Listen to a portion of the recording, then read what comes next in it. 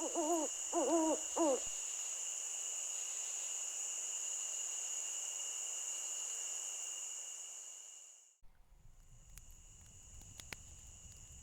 and my friend were bone hunting. I live in a very rural place in the Pacific Northwest. We went about a mile off a trail and were pretty deep in the woods, miles from anyone.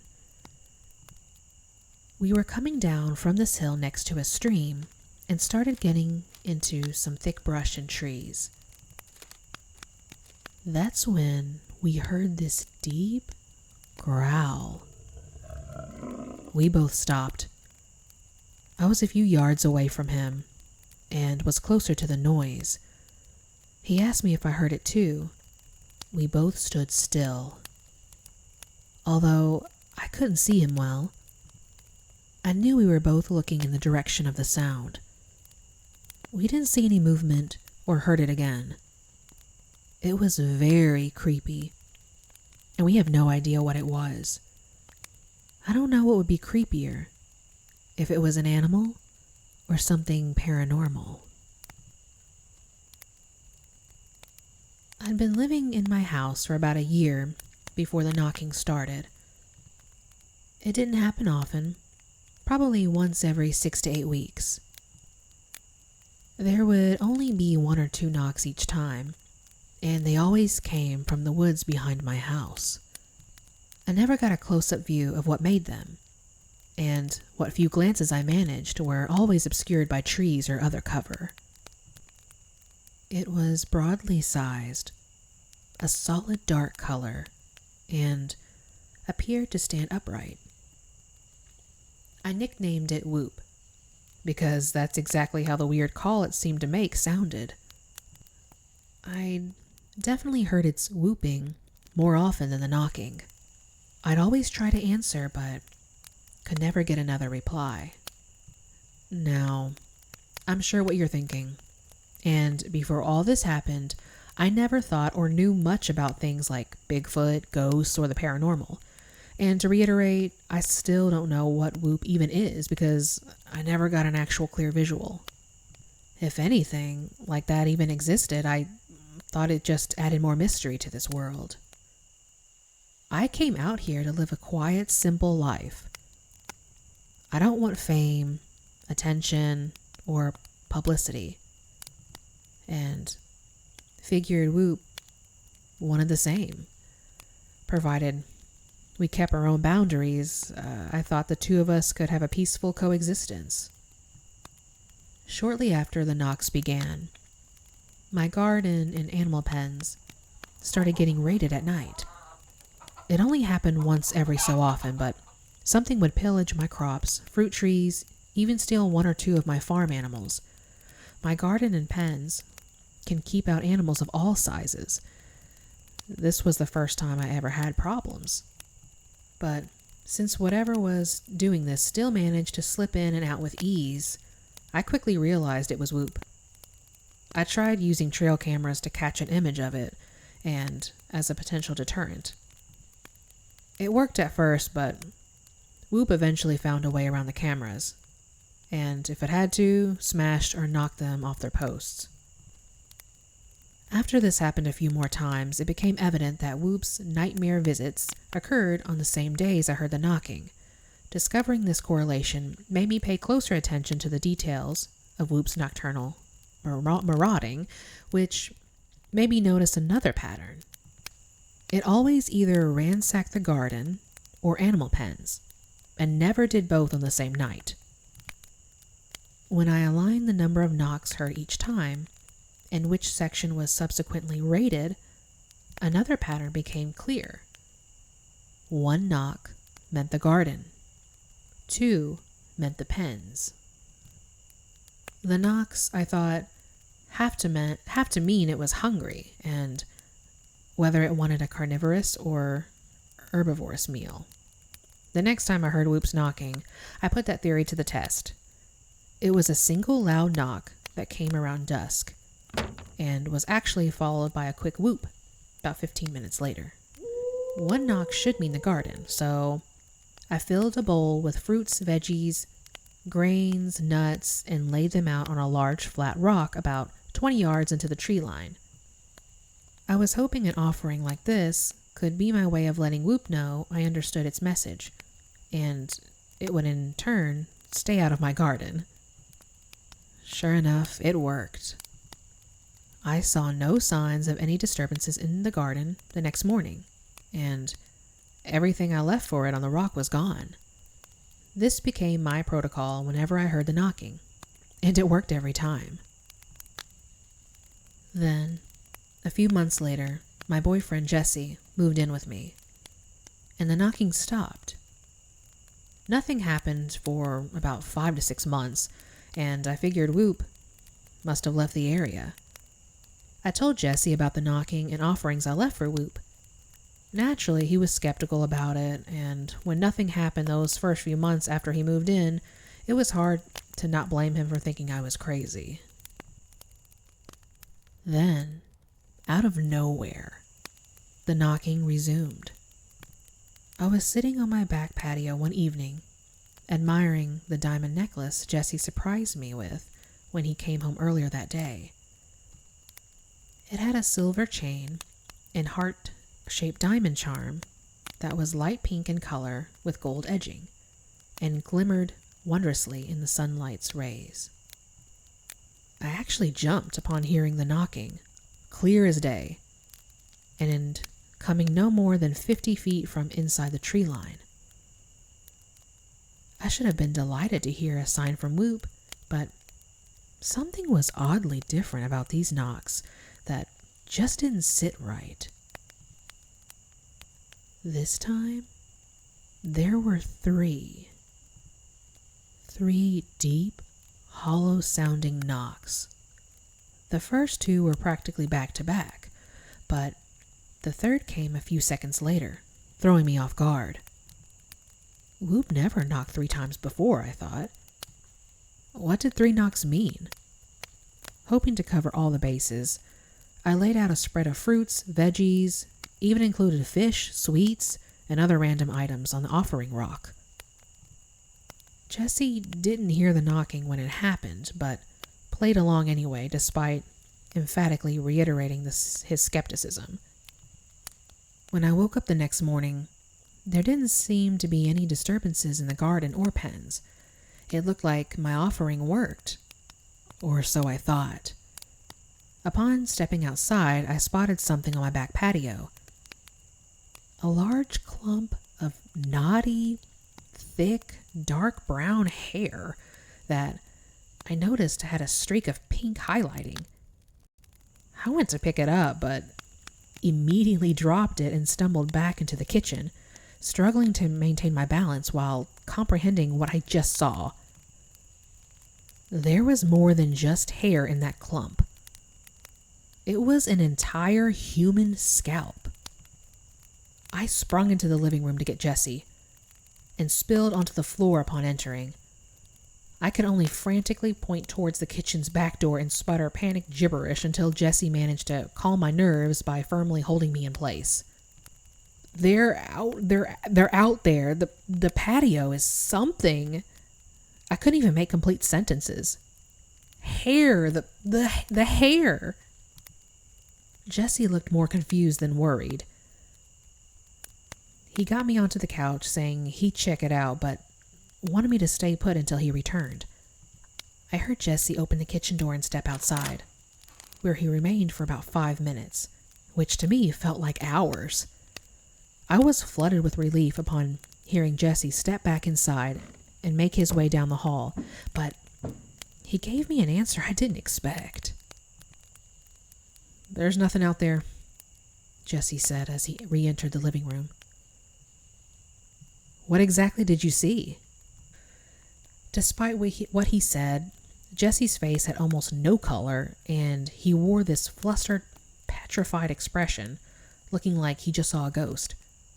The worry on Jesse's face made me feel horrible for scaring him like this, but there was no disputing what I saw. "Jesse, when I went outside, there was a clump of hair out on the patio," I shakily replied. "Not just hair, but an entire human fucking scalp. It must have been placed there by something. I brought up calling the police, but Jesse quickly interjected. What are you going to tell them? The thing that lives in the woods behind my house put a human scalp on my back patio, then took it back? Jesse asked, with a noticeable tinge of sarcasm. Even if they don't think you're crazy, they can't do anything without proof, and according to you, it vanished. Jesse wasn't fond of the law, but he made a good point. Despite my reluctance, I went back outside with Jesse to poke around, but found no trace of a human scalp. It was moved, I thought. There was only one animal around here that could have done it with such impeccable covertness, and if that was the case, the prospect of it being able to get that close without me knowing still keeps me up at night. When I checked the offering rock, nothing I left out was touched, which made me even more unsettled. Jesse tried convincing me I mistook it for something else, but again, I knew what I saw. Jesse managed to put me down for a nap later that day. It was dusk when I woke up, and despite regaining some composure, I felt no less on edge. The house, I noticed, contained an eerie stillness. I called for Jesse, but he didn't respond. I went downstairs and found a note from Jesse in the kitchen, saying he had to make an emergency shipment for work and would be gone for a few days. Jesse was a truck driver and traveled a lot, so last-minute jobs springing up like this weren't uncommon. I tried calling his phone, but it went straight to voicemail, which also wasn't unusual since the reception outside of town was subpar at the best, and stayed like that for quite a while. Nonetheless, I was now completely alone in this house, and at a time when the last thing I wanted to be was by myself. I thought about leaving, but it was already dark, and I didn't even feel comfortable venturing beyond my front door. Before going to bed, I made sure every light in the house was on, and any opening or entrance was closed and locked. Remarkably, the night passed without incident. Although the next few days were uneventful, I still couldn't get in touch with Jesse. Whenever I called, his phone kept going to voicemail. Although he claimed not to find anything, the expression on Jesse's face that morning said differently. I fear Jesse actually saw the severed scalp, maybe even caught a glimpse of Whoop, and was so spooked it made him leave. Most of his belongings were still here though, and it was too uncharacteristic of him to be so unreachable, so I was assuming the worst. While trying to make sense of Jesse's abrupt departure, I continued obsessing over Whoop's gruesome gift. And a few days later, the questions I had about it were answered. The police showed up one morning and said they had to use my backyard so they can access a crime scene in the woods behind my house. Turns out, some hikers stumbled across 5 bodies at the bottom of a ravine about 1 mile away from my house. Investigators said the bodies were initially buried, but got dug up by some sort of large animal. It not only exhumed all 5 corpses, but apparently ate and dismembered large sections of their bodies. I was certain Whoop committed these grisly killings, and my suspicions were confirmed after seeing a photo of one victim. Her name was Heather, and she'd been missing for about 2 months. She had a pretty face with gleaming green eyes and beautiful dark brown hair, which contained a prominent pink highlight streak. That human scalp I found the other day, it belonged to that woman. But then, the case took a different turn. Despite the body's battered conditions, investigators managed to identify all 5 victims. They were mostly prostitutes, junkies, and drifters. They were from all different parts of the country and had no connections to our town or surrounding area. Autopsies revealed every one of them died by strangulation and blunt force trauma, which to me still implicated Whoop. There still had to be some sort of underlying connection explaining why these victims wound up here of all places, and I found that link when looking at the picture of another victim. When I saw it, my feet almost buckled.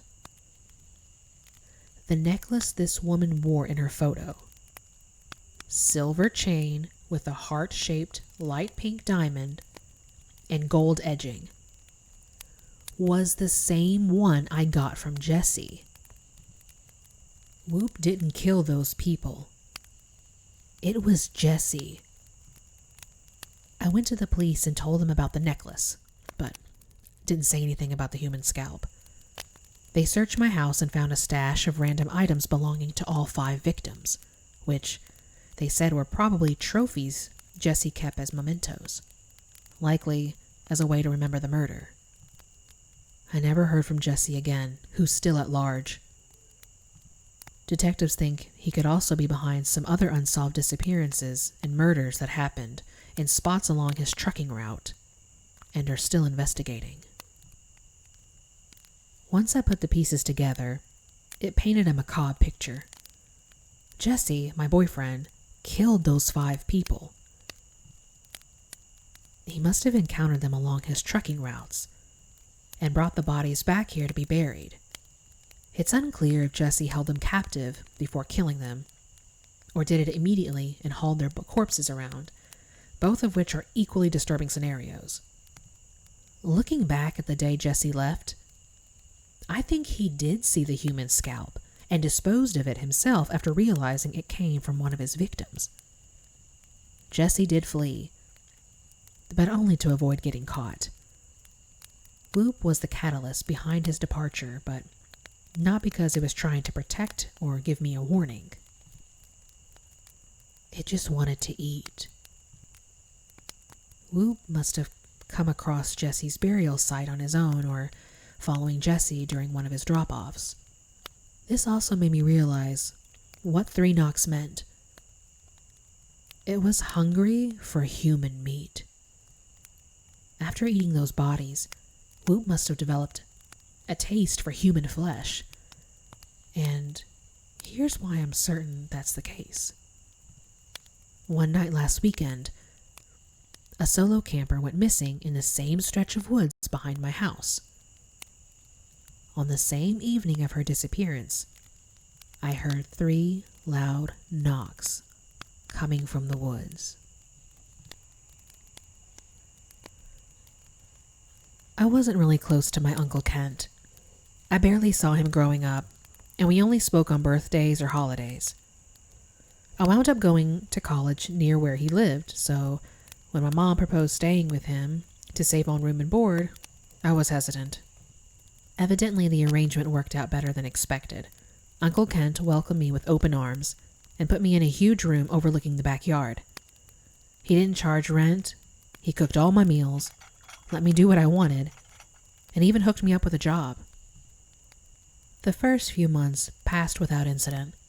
Then, late one night, while watching one of my shows, I detected the faint aroma of cinnamon. It was strong enough to notice and lingered for about 2 or 3 minutes.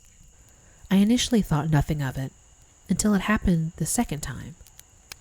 About 10 days later, I was up late studying when the same cinnamon smell manifested. It was more pungent and had a burnt, smoky scent this time that seemed to thicken the air to the point where I couldn't even concentrate. I stood up to open a window, and that's when the whistle started. I completely froze. The whistling sent sharp chills down my spine every time there was a fluctuation in its pitch. It sounded muffled and distorted, appearing to come from all directions, as if emanating from the walls. It started out slowly, going through random rhythmic and arrhythmic patterns. It almost sounded like the whistles were trying to form actual words, and continued for about 10 minutes before finally ceasing. The smoky cinnamon scent lingered a little longer, even after I opened a window. When I told Uncle Kent about it the next morning, he looked more annoyed than surprised or concerned. "It's probably the heating system again," he said in a drab tone. "It's really old and does that every now and then. I'll have it checked if it gets worse." I didn't like the answer, but was satisfied he at least had an explanation. There wasn't really a pattern in how often what I came to know as the cinnamon whistles occurred. I'd actually hear them about once a month. They were always just within earshot and happened at night. Some nights, their fluctuating tones and pitches were more melodic. Other times, they sounded shrill and high-pitched, like a drill or a buzzsaw. I never got used to the whistling. It always gave off this eerie aura and had an organic, almost human-like quality that I find deeply unsettling. I put my foot down one night in mid-February. When the cinnamon whistles were so unbearable, I tried sleeping in another room, but realized they permeated throughout the entire house. Since Uncle Kent was so ignorant about it, I took matters into my own hands. One of my coworkers named Shane used to repair heating apparatuses and came over to take a look. I brought him down to the basement where he inspected the furnace and parts of its ducts, but gave me a surprisingly positive report. "The furnace itself is old, but in good shape still," Shane said as he put away his tools. "There could be something inside the ducts that's causing the smells and sounds, but I don't have the right gear with me to know for sure." Shane wanted to find the house's outside ventilation exhaust shafts and trace one particular duct that connected to the heating system but didn't attach to the furnace. While Shane did that, I made sure to leave no trace of him being in the basement, knowing Uncle Kent would be pissed if he saw I had someone look at the heater. While moving some boxes, I spotted an old tape recorder leaning against a vent grill on the floor. I knelt down and picked the recorder up, noticing it contained a cassette tape, which had Georgia 19 written across its label. I was going to take the recorder upstairs with me, but decided to leave it in case Uncle Kent had it there for a reason. I planned on mentioning what I found to Shane, but when I stepped outside, he was nowhere to be seen. I circled the house twice, called his phone, and checked the backyard to no avail. It was like he disappeared into thin air. I found myself checking under the back deck, remembering he wanted to see where that other duct led. Way in the back, obscured by a pile of discarded junk, I came upon a narrow vertical opening in the house's side that was wide enough for someone to enter and exit. The entrance was covered by metal fencing under chain and padlock, but seemed to lead roughly around where the actual basement was located. After picking up a whiff of smoky cinnamon that came from the narrow passageway, I was about to investigate further when my phone alerted me that I had a text message. It was from Shane. "Gotta run, something came up. Talk later." I tried calling, but Shane didn't answer, so I texted him to meet me in the front of the house. However, when I arrived, he was still nowhere to be seen. I called out Shane's name a few times before realizing his car was also gone. "Your friend just left. He said to tell you something came up," Uncle Kent said as he stepped outside.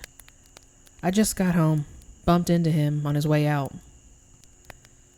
He actually looked at the furnace, said it was still in good shape, but thinks the whistling and smell is coming from inside the ducts. I awkwardly blurted, thinking he may have kicked Shane out if he told my uncle the reason for his visit. "So, you're not gonna need a new heater or anything like that to fix this?" Uncle Kent just nodded, appearing neither amused nor angry by my remarks. "I'll call someone to get it done," he replied flatly before re-entering the house. I never heard back from Shane, thinking he was either angry about my uncle kicking him out, if that happened, or he was in fact dealing with a serious matter. Whatever the case, I figured it'd be best to give him his space and just try him the next day. I was awoken by the cinnamon whistles at night around 2:30 in the morning, preceded by the scent of burnt cinnamon. They sounded particularly intense that night and filled me with a strong sense of dread, lasting about 10 to 15 minutes before abruptly ceasing. Despite every instinct telling me otherwise, I returned to investigate that gated entrance I found under the deck the next day. I cut the padlock with bolt cutters and had to squeeze through the slim corridor, which contained that overpowering cinnamon scent. The passage grew wider and led to a steep, narrow staircase that brought me to a windowless concrete room. The smell of burnt cinnamon was overwhelming. The air was heavy, stagnant, and I started perspiring from the sweltering temperature. A single light bulb hung from the ceiling that gave off dim, flickering light. I first spotted a wooden desk with a small shelf installed directly above it that was lined with black cassette tapes. I focused on the desk and slowly walked towards it before noticing the room's main feature, a metal capsule-shaped enclosure that stood on 4 legs in the room's center. It was placed directly over a circular depression in the floor, which was filled with ashes and charred chunks of wood, presumably a hearth. An intricate network of different-sized pipes and tubes protruded from the enclosure's top and funneled into a metal duct that looked exactly like the one Shane was trying to trace yesterday. I looked back and forth between the desk and the enclosure, unsure which to investigate first. I wound up approaching the desk after noticing a pile of burlap sacks stacked against it with cinnamon written across each one. My eyes were drawn towards the desk's messy surface. There were cassette tapes scattered across it, along with another tape recorder. The cassette tape it held had Ash 1129 written on its label. Despite every fiber in my body urging me not to, I pressed the play button. I heard faint static at first, before it played something that made my blood run cold.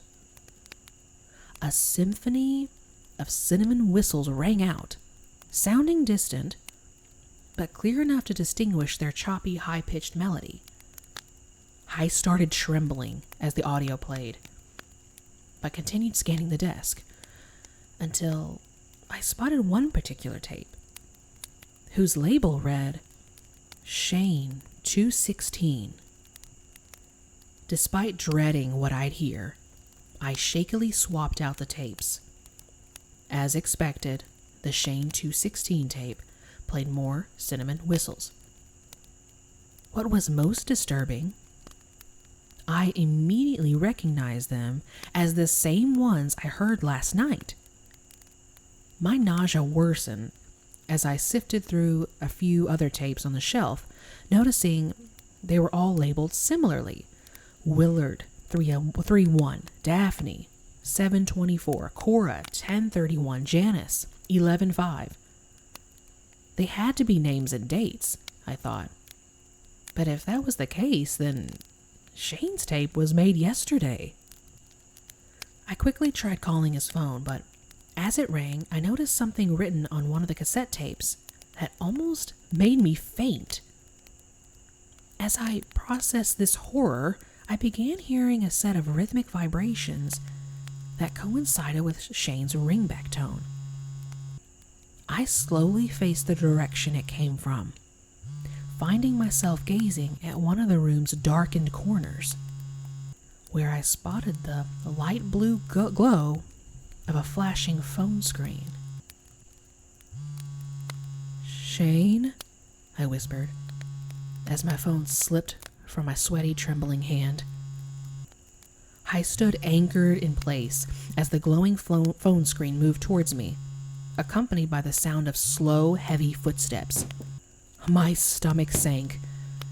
Someone else was there, I thought. That was Shane's phone, but that wasn't Shane. The approaching figure was definitely taller. This person was shirtless. Their arms and torso were coated in what looked like gray and red paint, which glistened in the room's dim flickering light. The individual wore dark cargo pants and had two curved horns protruding from their head, along with a long snout-like nose that was a lot stiffer than the rest of its body. It was a mask, I quickly realized. Either a mask or, by the looks of it, the actual head of a cow or bull. "Who's there?" I weakly mumbled, while stumbling back against the desk, my eyes widening with horror as the bull-headed figure paused right at the light's edge. After releasing a deep exhale, I walked up to the metal enclosure and opened a square hatch. It walked up to the metal enclosure and opened a square hatch. I was hit with a fresh wave of that burnt cinnamon aroma, which had something gamey mixed with it that reminded me of overcooked beef. It reached inside the hollow enclosure, completely submerging its head and upper body, which was when I took my chance to run.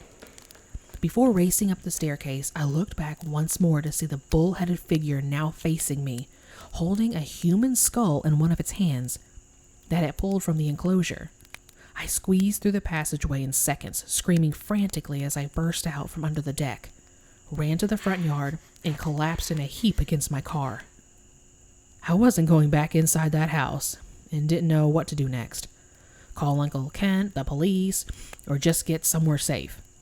I went with the latter option, got in my car, and called for help at a neighbor's house. I still can't fathom what the police uncovered. The metal enclosure was apparently made of bronze and seemed to function as an oven or a furnace.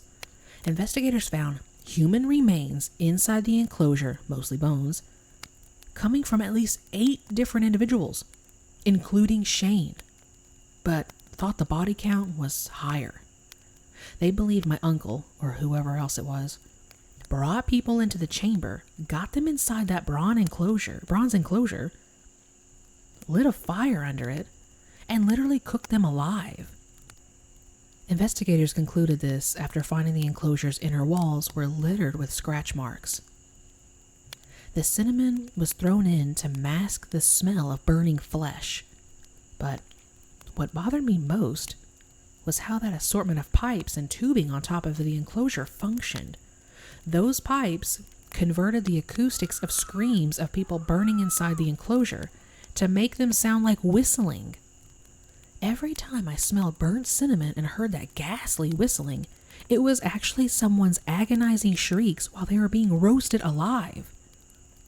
Uncle Kent vanished that same day and was never found. Looking back at how nonchalant he was, whenever I mention the cinnamon whistles, it makes me wonder what he truly knew. Was he trying to cover up his own doing or protect me from who or whatever lurked beneath this house? Was the bull-headed figure I actually saw my uncle or someone entirely different? Both outcomes were truly terrifying. The police found 15 cassette tapes. As I suspected, each one was labeled with someone's name and a date, which actually helped investigators identify some of the victims. The tapes were a collection of every victim's recorded screams or whistles, which I realized probably explained the old tape recorder I found in the basement. There was one particular tape whose memory still induces a sense of paralyzing fear. I spotted it while trying to call Shane, right before I heard his phone vibrating. The cassette tape in question had my name written on it, along with a date of 2/18. Well, I hope you enjoyed these true scary backstories of terrifying sounds. I'd like to thank all the Reddit users for allowing me to narrate their stories here on my channel. I will leave their information and a link to their original post down in the description box below. If you did enjoy this content, please be sure to like and consider subscribing, as there will be a lot more to come. Also, I do apologize for any background sounds for the last story. I have the laundry running and I'm unable to shut that off, or I didn't want to wait for it to be finished to record this. Anyway, thanks for listening, and see you next time.